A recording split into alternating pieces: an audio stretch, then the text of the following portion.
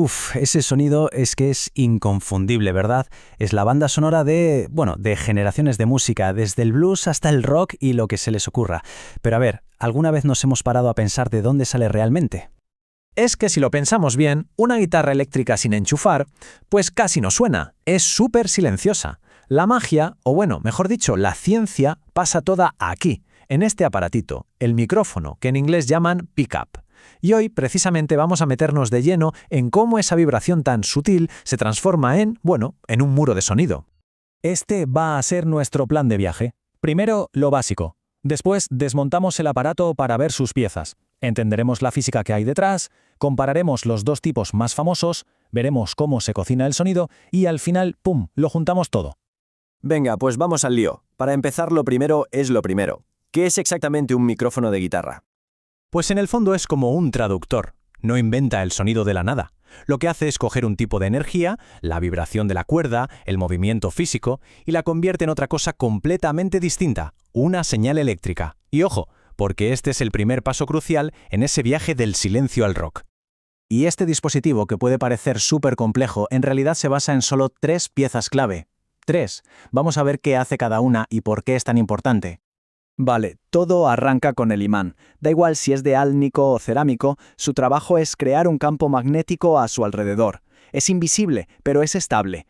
Pensemos en él como el escenario sobre el que va a pasar todo lo demás. Ahora entra el segundo protagonista, la cuerda, y es fundamental que sea de metal, de un material como el acero, porque lo que pasa es que se contagia del magnetismo del imán, se magnetiza. Entonces, cuando alguien la toca, su vibración empieza a molestar, a alterar ese campo magnético que antes estaba tan tranquilo. Y por eso, claro, las cuerdas de nylon de una guitarra española, por ejemplo, aquí no servirían de nada, no son magnéticas. Y llegamos al tercer elemento de este trío, la bobina. ¿Qué es? Pues imaginen un hilo de cobre finísimo, pero finísimo, enrollado miles y miles de veces alrededor del imán. Su única misión es ser como un sismógrafo súper sensible, pero para campos magnéticos. Está ahí, esperando para detectar el más mínimo cambio que provoque la cuerda al vibrar. Perfecto, ya tenemos las piezas sobre la mesa. Ahora vamos a ver la magia, la física que hace que todo encaje. Aquí es donde ocurre de verdad la conversión de energía, y todo gracias a una ley que se descubrió allá por el siglo XIX. Se trata de la ley de inducción de Faraday. El nombre puede sonar un poco intimidante, pero en realidad ya hemos visto cómo funciona sin darnos cuenta. La cuerda vibra, ¿verdad? Eso cambia el campo magnético. Pues bien, ese cambio induce, o sea, crea un poquito de voltaje eléctrico en la bobina. Eso es todo. Me encanta esta forma de explicarlo. La bobina no oye nada, no tiene oídos. Lo que hace es leer.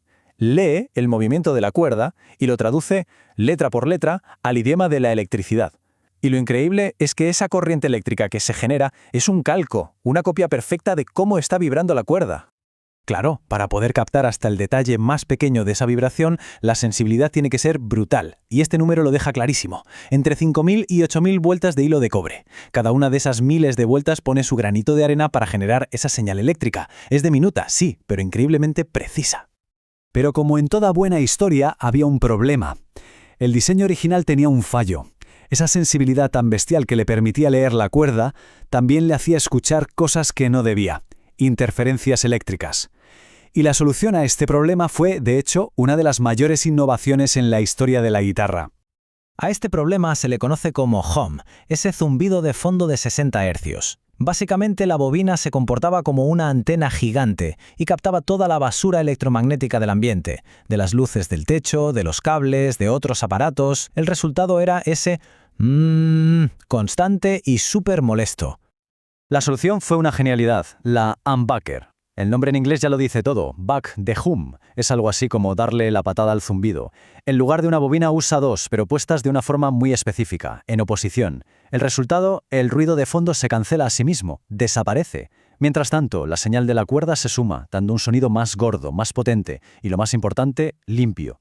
El single coil, el de una sola bobina, por supuesto se siguió usando porque tiene ese sonido más brillante y afilado que es una maravilla, aunque venga con el zumbido de regalo. Y aquí se ve perfecto, de un vistazo, la diferencia de sonido. Los single coils tienden a resaltar los agudos, las frecuencias altas, dándole ese toque más brillante, casi chispeante. Los humbuckers, como tienen más chicha, más señal, suenan más cálidos, con más cuerpo en los graves. Vale, ya controlamos la base. Ahora viene lo divertido. Ver cómo los que fabrican las guitarras y los propios músicos pueden jugar con esta física para conseguir un abanico de sonidos casi infinito. Y no es magia, es aplicar la ciencia con toda la intención. Porque aquí la clave es que cada pequeño cambio en el diseño tiene un impacto directo en el sonido.